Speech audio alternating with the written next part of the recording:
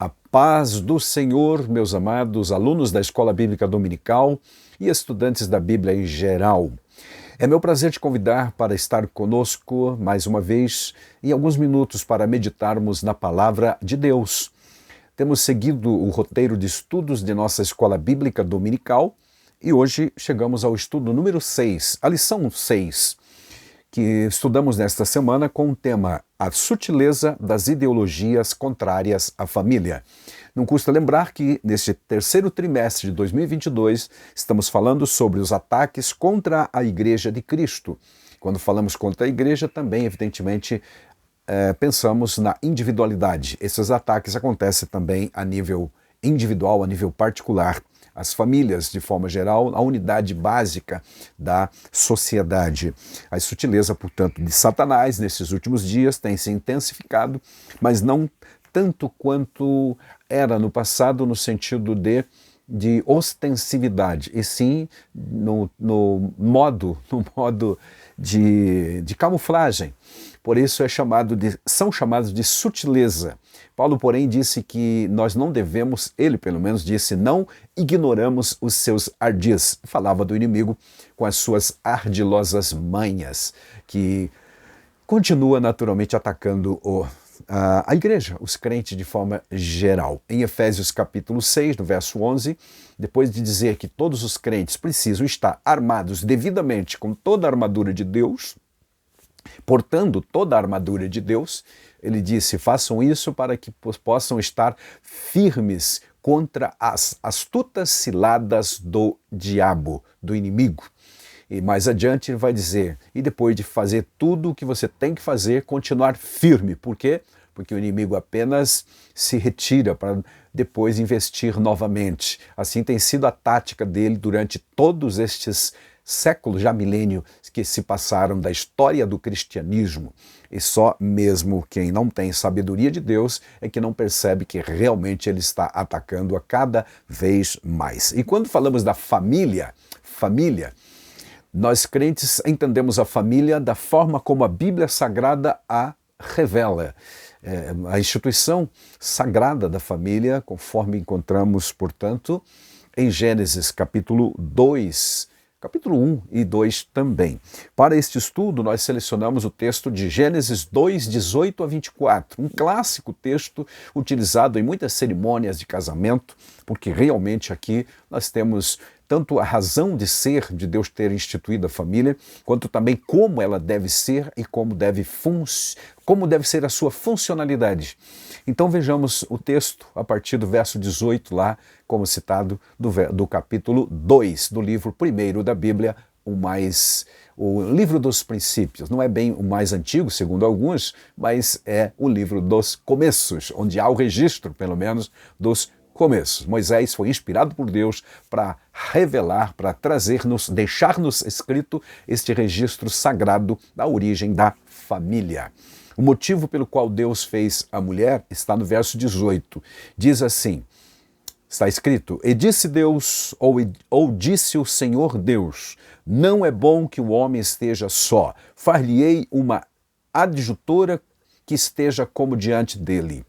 Verso 19 diz como o processo aconteceu. Havendo, pois, o Senhor Deus formado da terra todo animal do campo e toda ave dos céus, os trouxe a Adão para este ver como lhes chamaria. E tudo o que Adão chamou a toda alma vivente, isso foi o seu nome. Magnífico esse versículo, além de estar introduzindo o assunto da origem da família, diz também e nos informa que o Senhor Deus, tendo feito todos os animais, todos os seres que existem na terra. Agora pense por uma fração de segundo, quantas são as variedades de espécies de animais que existem. E o Senhor Deus criou a todas. Isso lá na origem. Imagine hoje com toda a ação predatória do próprio ser humano e também do pecado na vida dos animais, muitas das espécies já estão em extinção. Agora imagine lá na origem, quando todas elas estavam apenas começando a sua jornada, pois todas essas espécies, diz a Bíblia Sagrada, foram criadas por Deus naturalmente, mas trazidas a Adão para que... Imagine a cena, imagina só, todos os animais passando, sei lá, eu imagino assim pelo menos, passando diante do Adão e ele solitário, dando nomes a todos os animais que passaram aos pares, macho e fêmea, sua respectiva fêmea. Feito isso, meus amados, essa obra magnífica, eu nem sei quanto tempo demorou para fazer todo esse trabalho, não sei quantos dias, se foram semanas, o fato é que Deus diz aqui no relato sagrado que todos os animais passaram diante de Adão. Você já parou para pensar neste versículo 19? Pois é, mas a narrativa segue e nós vamos para o foco do nosso estudo que diz assim, no verso 20: E Adão pôs os nomes a todo gado, às aves dos céus e a todo animal do campo, mas para o homem não se achava adjutora que estivesse como diante dele. Então, a cena aqui é a mesma, né, que eu me referi, os animais passam aos pares e Adão dá nomes a todas elas. Mas não havia alguém semelhante a Adão. Adão podia ter a companhia dos animais, mas não podia ter a comunhão dos animais. São de outra natureza, apesar de terem almas, terem almas também, digo, né? Elas têm uma alma diferente, não racional. Portanto, não dava para ter comunhão, assim como não dá, muito embora pessoas hoje estão valorizando demais os pets, os gatos, os cachorros, até mais do que os seres humanos, existem um investimento fabuloso por parte de muita gente preservando estes animais de estimação, que são lindos, são maravilhosos, são fofinhos e etc. Mas você não pode efetivamente, conscientemente, ter comunhão com os animais. Era preciso ter alguém semelhante. Por isso, esta versão da Bíblia diz, alguém que lhe fosse correspondente. É o que diz nesta versão. Uma outra versão da Bíblia, que é a Revista Atualizada, neste versículo 20, traz o seguinte texto: E deu nome, o Adão, né, deu nome a todos os animais domésticos, às aves dos céus, a todos os animais selváticos. Para o homem, todavia, não se achava uma auxiliadora que lhe fosse idônea, ou seja, capaz de entender, de compreender, de dialogar, de discutir, no bom sentido, os assuntos, entender a vida, enxergar a vida da mesma forma que o Adão. Portanto, Adão precisava de alguém. E aí, então, verso 21, então, quer dizer, consequentemente, ou em consequência disso, não ter uma companhia com quem ter comunhão, cada um dos animais a quem ele deu nomes se foram para os seus habitats. Certo? Os animais da selva para a selva, os pássaros voaram, os rastejantes também se foram para os seus lugares devidos, viver a sua vida. Mas o Adão estava só. Voltando ao verso 18, Deus disse, não é bom que o homem esteja só. Far-lhe-ei uma adjutora para que esteja como diante dele.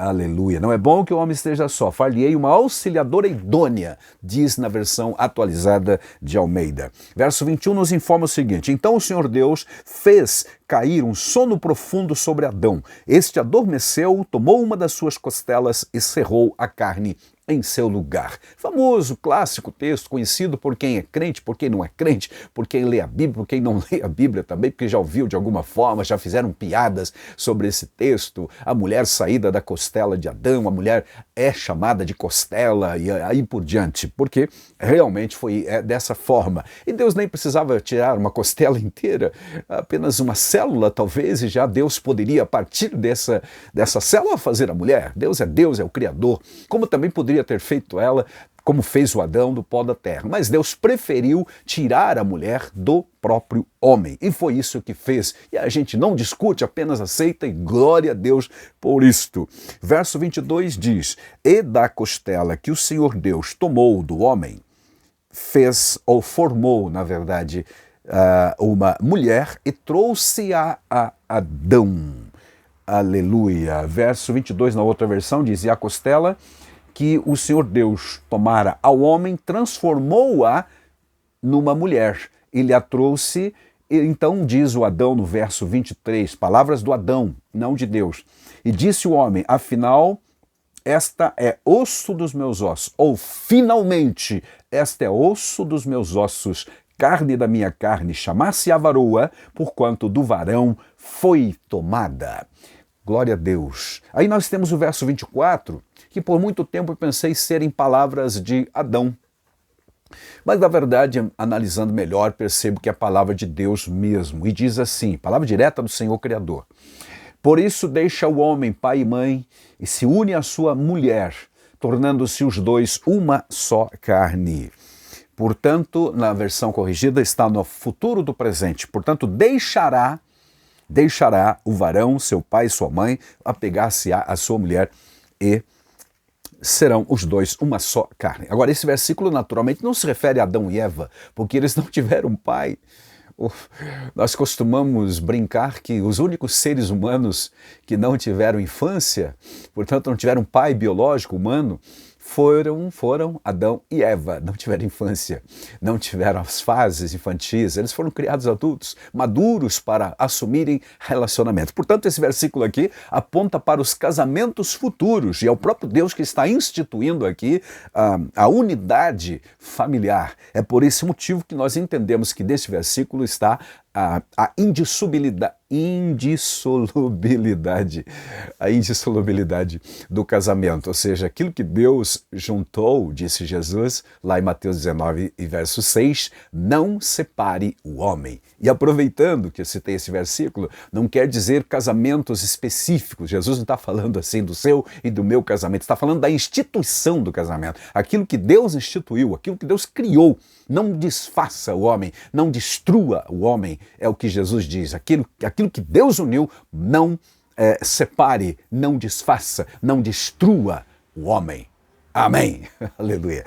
Bem, voltando ao versículo 24, diz então, portanto, deixará o varão, seu pai, sua mãe, apegar-se-á ou unir-se-á, conforme a outra versão que eu tenho aqui, e a sua mulher, no singular, naturalmente, e serão ambos uma só carne. Glória a Deus. Aqui está então o texto clássico, maravilhoso, original, que traz a informação de como Deus formou a família.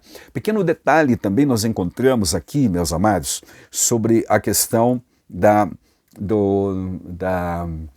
formação, que é o termo que aparece na Bíblia, da mulher. Diz que da costela, então, o Senhor Deus, verso 22, fez a mulher e trouxe a Adão. Se ele a trouxe a Adão, dá a impressão que essa obra maravilhosa, né, que foi a companheira de Adão, foi feita em um lugar um tanto retirado de onde o Adão física e geograficamente estava, porque Deus a trouxe a Adão. Possivelmente, e claro, evidentemente, o Adão já havia acordado da sua anestesia original, celestial, divinal, e agora, consciente de tudo, ele recebe a sua esposa, trazida pelo Pai Celestial. Não houve pai humano para entrar na cerimônia de casamento segurando o braço da noiva, entregando ao futuro marido, mas sim Deus, o próprio Deus. Que maravilhoso, não é verdade? O fato é que ele a trouxe a Adão, e o Adão maravilhado então pronunciou as palavras que nós lemos aqui no versículo 23. Finalmente, por que esse finalmente ou efetivamente, ou agora, né? Verso 23, então, repetindo, esta agora, na outra versão aqui, afinal, ou finalmente, esta é osso dos meus ossos e carne da minha carne. Por quê? Por aquilo que falamos, os animais podiam estar na companhia de Adão, é verdade, muitos deles, a maioria, aliás, ou nenhum, tinha ainda o instinto de ferocidade que veio só com a queda no pecado, registrado no capítulo 3, que vem na sequência do livro de Gênesis. Esse é um assunto que a gente quase não menciona, quase não pensa, mas é verdade. Você vai lembrar que no paraíso, após a criação da Eva, a serpente veio, esteve próxima a Eva, inclusive dialogou com ela, claro que ela estava incorporada pelo Satanás ou por um demônio, um servo do diabo, não sei. O fato é que os animais, repetindo, não tinham ainda o instinto de ferocidade. Todos eles vieram para Adão dar nomes a eles, ou o Senhor Deus os trouxe. Então, mas nenhum deles se encaixava literalmente no sentido de ter comunhão com Adão. Por isso é que Deus disse: não é bom que o homem esteja só, farei uma adjutora que lhe corresponda, alguém com quem ele possa dialogar. É por isso que o Adão, literalmente, os estudiosos dizem que até uma poesia aqui, em forma poética, ele diz: finalmente, esta agora é osso dos meus ossos e carne da minha carne. Também não temos a informação de quanto tempo Adão esteve só no paraíso, não é verdade? A Bíblia não informa, e fica a cargo então das nossas conjecturas ou da nossa criatividade, não sei, mas eu imagino algum tempo suficiente para o Adão observar a criação, as criaturas todas, então dar nomes a todos os animais, como eu disse, pode ter demorado talvez meses até, porque é uma infinidade de animais, não é mesmo, meus amados? E o tempo estava passando, os dias correndo, como nós temos hoje, da mesma forma. O fato é que Deus então fez a mulher, instituindo a família, trouxe a Adão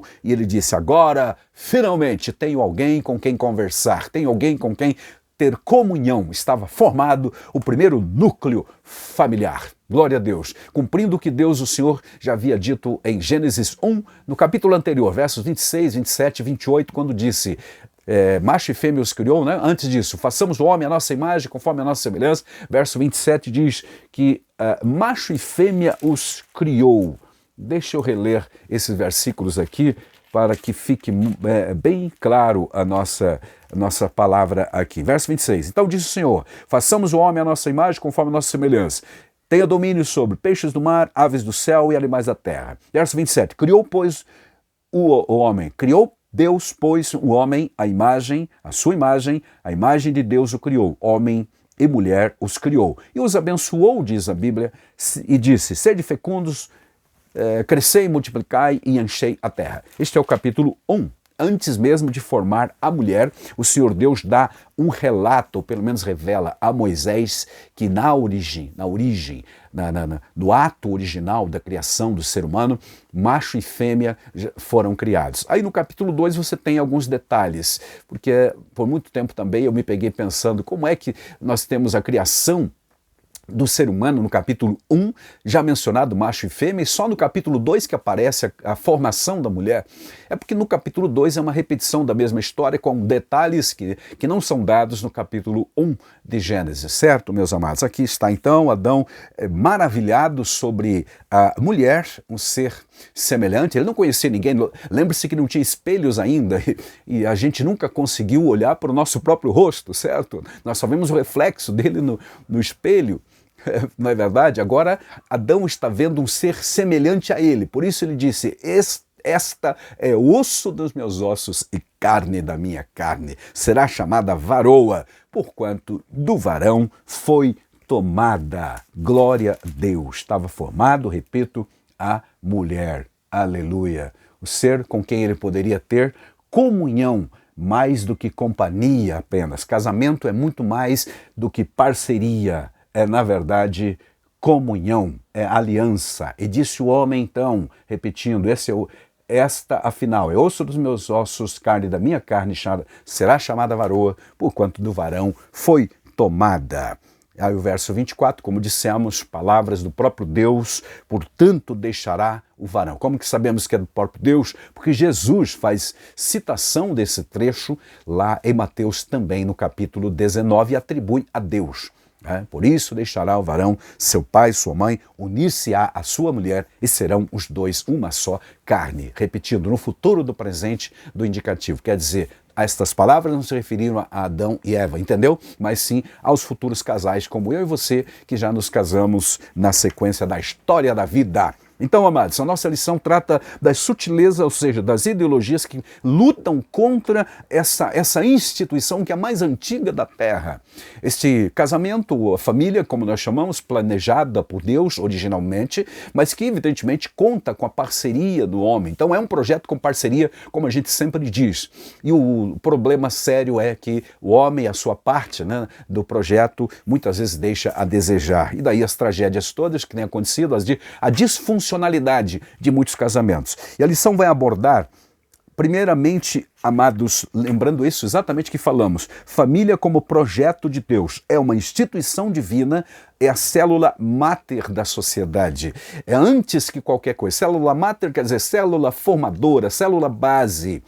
Lá em Atos capítulo 17, versículo 26, quando discursava para filósofos sábios da antiga Grécia, em Atenas, berço da filosofia, o apóstolo Paulo disse, de um só Deus fez toda a população, as pessoas do mundo. Quantas são as pessoas do mundo hoje? Estamos beirando a 8 bilhões de pessoas. E o Paulo está dizendo, todos vieram de um mesmo tronco. De que tronco é esse? De um só, disse ele, fez toda a raça humana. Adão e Eva, primeira união conjugal, porque serão os dois uma só carne. Glória a Deus. Então, repetindo, família como projeto de Deus tem a sua origem em Deus. Segundo, ela é a célula mãe, é a célula máter da sociedade. Em segundo lugar, falaremos nesse estudo, na lição, ou pelo menos um tópico sugerido para estudarmos, que é fundamentos da família cristã. Primeiramente, a monogamia e também a heterossexualidade. Onde encontramos monogamia e heterossexualidade no texto de Gênesis, o primeiro livro da Bíblia, o livro das origens, origem de tudo, inclusive da família.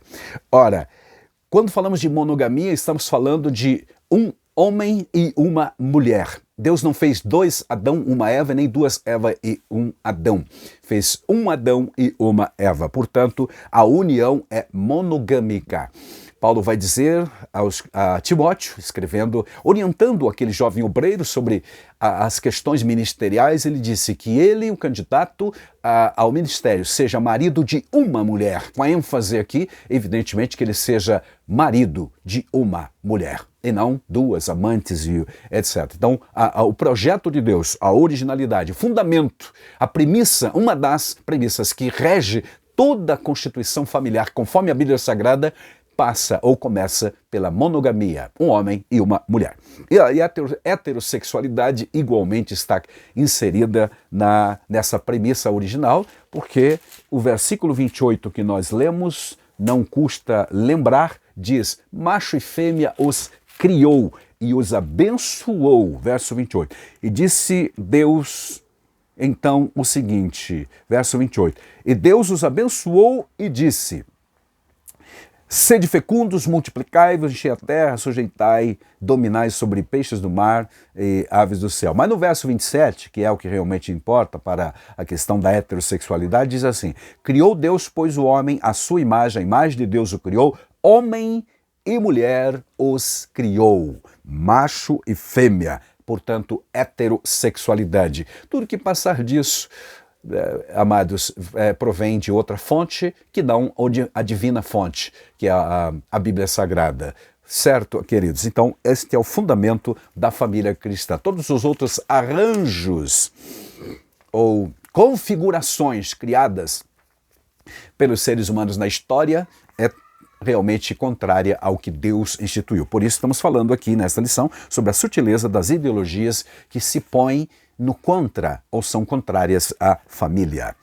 O casamento também é indissolúvel do ponto de vista da fé, do ponto de vista do evangelho, do ponto de vista cristão, do ponto de vista bíblico, do ponto de vista de Deus. O casamento é indissolúvel e os autores deste comentário que eu estou usando como roteiro para a escola dominical também chamam de confessional. O que isso quer dizer?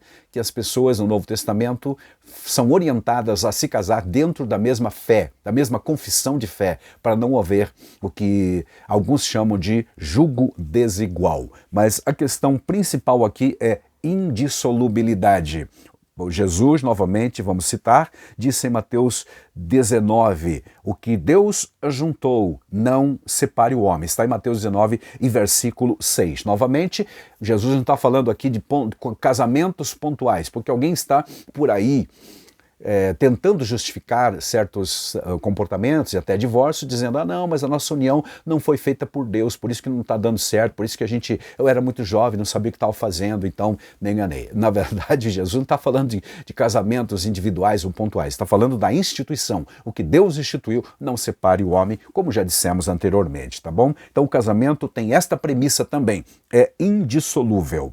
Agora, amados, no tópico 3 do nosso estudo, nós falamos sobre a sutileza da nova configuração familiar. A partir da revolução sexual, que já foi estudado numa lição anterior, a partir da década de 60 especialmente, veio a liberação sexual. E então, muitas dessas ideologias ou ideias vieram surgindo, agregando-se ao modelo original da família bíblica, da família no modelo ético cristão, porque então, fundamentado na palavra de Deus, mas estão sendo atacadas por essas ideologias modernas. Casamento entre pessoas do mesmo sexo é uma delas. E o que é uma ideologia? Já que falamos dessas ideologias. O que é? Resumidamente, uma ideologia significa qualquer conjunto de ideias que se propõe a orientar o comportamento, a maneira de pensar e de agir de uma pessoa ou de pessoas ou de grupos, seja ela, portanto, individual ou na sociedade. Ideologias são teorias criadas pelos homens para dar base ou sustentar partidos políticos, organizações culturais e até governos que, baseado em algumas ideologias antigas, justificaram até guerras e até hoje ainda existem. E dentro dessas muitas ideologias surgiu então a ideologia de gênero. Uma delas é, portanto, a ideologia de gênero. Em maio de 2011, o Supremo Tribunal Federal, o STF, reconheceu a união homoafetiva como núcleo familiar como qualquer outro núcleo, entendendo que seria uma família, a formação de uma família. Então, por isso falamos aqui da nova configuração, fora dos padrões da Bíblia Sagrada. Essa gente não teme a Deus, essa gente não crê na Bíblia. Mas nós que somos crentes evangélicos pentecostais acreditamos na Bíblia Sagrada e no modelo original. O projeto de Deus para o crente é aquilo que está na Bíblia Sagrada.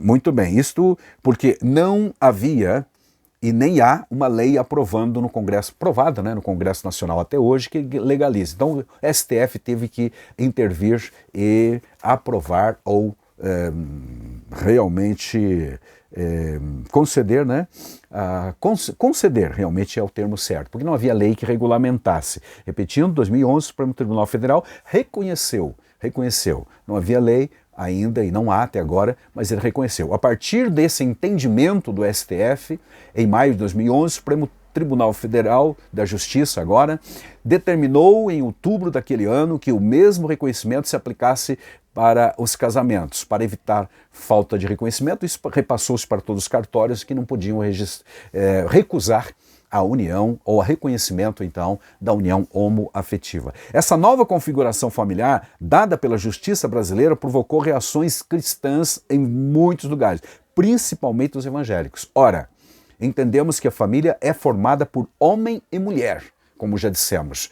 Gênesis 2:24 novamente. Portanto, deixará o varão, seu pai e sua mãe, unir-se-á à sua mulher, e serão os dois uma só carne. Então esta é uma das sutilezas da ideologia, famosa ideologia de gênero, que tem atacado a família pela sua base. Outra, a sexualidade não binária. O que seria isso? Bem, em termos muito simplórios, meus amados, é uma pessoa que não se encaixa, que não se entende ou não se identifica com os dois sexos, nem se sente masculino e nem se sente feminino. Então, ele se autoproclama binário. Nesse aspecto, ela acredita que a expressão de gênero não se limita ao sexo masculino e feminino, teria uma terceira configuração. É realmente uma coisa estranha totalmente. Tanto é verdade, essa pessoa é conhecida como genderqueer ou queers, que é uma palavra inglesa, queer, significa estranho, originalmente. Antigamente era um pejorativo, as pessoas não gostavam que fossem definidas dessa forma, mas agora são aceitas especialmente neste tempo final, nesses dias. Então são realmente ataques sutis, naturalmente, dessas ideologias ou alguns fatos que combatem a originária família criada por Deus nos padrões bíblicos. Assim, uma pessoa não binária pode achar que não é homem ou mulher. Vai ser um terceiro sexo, uma terceira via. Realmente é muito confuso, muito complexo, e é o que nós estamos vendo aí. Esse queer é a palavra que lá no LGBTQI e o A, né? E o mais ainda. Então, o que lá é queer. Meus amados, esta é repito, uma das ideologias que está atacando a base da família. Isso significa que mesmo tendo órgão genital de determinado sexo, não se reconhece como tal, nem homem e nem mulher. Aí, se você ler e crer no que Levíticos, por exemplo, capítulo 18 traz em seu texto, vai encontrar que para Deus e para aqueles que leem a Bíblia, tudo isso realmente é confuso. Lá diz, né? Loucura confusão diz o texto de Levítico. O próprio queer quer dizer realmente algo estranho. Estranho à Bíblia, estranho aos padrões ético-moral ensinados pela palavra de Deus. Muito bem. Para encerrarmos, falaremos um pouco sobre princípios bíblicos para a família sólida, para que a família seja bem firme, solidificada. Primeiro, o papel dos pais. Os pais têm um papel fundamental, preponderante, indispensável, especialmente nos primeiros dias de formação da criança. Conforme Deuteronômio 6, há vários outros textos, mas Deuteronômio 6 é um deles, famoso, porque a Bíblia diz que aquilo que a lei de Deus, o judeu tinha obrigação de ter no seu coração e inculcar nos filhos. Mas primeiro ter no seu coração. Primeiro essa palavra devia fazer uma obra na sua vida para depois incutir nos filhos, no ambiente familiar, andando pelo caminho, diz o texto, deitando, levantando, na hora de descanso, na hora do trabalho, em todo momento, instruir as famílias. Todos os pais compromissados com a família e com a sociedade na qual vivem têm o dever moral de dar a conhecer aos seus filhos o que Deus estabeleceu como modelo familiar. Desde pequenininho, as crianças devem ser orientadas desta forma, conforme o modelo bíblico, e não se deixar levar por aquelas coisas que vêm de fora. Por esse motivo, a Bíblia também diz: ensina a criança no caminho que ela deve andar, e não no caminho que ela queira andar, e nem no caminho que a sociedade ou alguém queira que ela ande. É o caminho que Deus traçou para todos aqueles que o temem. As crianças devem ser criadas no temor e na demonstração do Senhor, conforme Paulo diz claramente em Efésios e também Colossenses. E o papel da igreja? Alguém já disse que a família fortes faz igrejas fortes, e é verdade, e que igrejas fortes também ajudam, né, a fortalecer as famílias. Isso é verdade. Então a família precisa ser amparada, orientada, aconselhada e acompanhada e protegida pela igreja. Não só no sentido da oração, mas do aconselhamento também. Igrejas devem ser são comparadas, aliás, pelos estudiosos como comunidades terapêuticas, onde as pessoas encontrem amparo, seguro e também cura para seus traumas emocionais e por aí adiante. Uma família cristã sadia tem na igreja uma forte base, portanto, espiritual, uma cobertura em todos os sentidos, ajuda e orientação. Nesta lição, então, amados, nós vemos que as famílias estão sendo realmente atacadas de forma sutil, com ensinos errados, distorcidos, que os homens criaram por essas ideologias, que são ideias preconcebidas para dar sustentação a alguns interesses de grupos ou não, e aí se acomodar, relativizar também comportamentos pecaminosos a partir da queda. E a cada dia nós nos surpreendemos com atitudes como essas. Nesse contexto de desconstrução familiar, os pais devem, mais do que nunca, afirmar e inculcar nos filhos valores inegociáveis, firmes, resolutos, absolutos e não relativos àqueles encontrados na palavra de Deus. Que Deus abençoe teu lar, tua família grandemente e que possamos continuar firme, servindo a Deus de coração e compreendendo o plano que Ele tem. Família é, sim, um projeto de Deus que está sendo atacado por essas ideologias modernas. São muitas, mas a principal delas agora, ultimamente, tem sido a ideologia de gêneros. Que Deus nos dê sabedoria, repito, para nos portar nesse tempo difícil.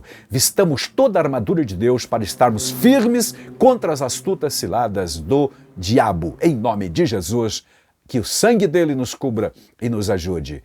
Amém.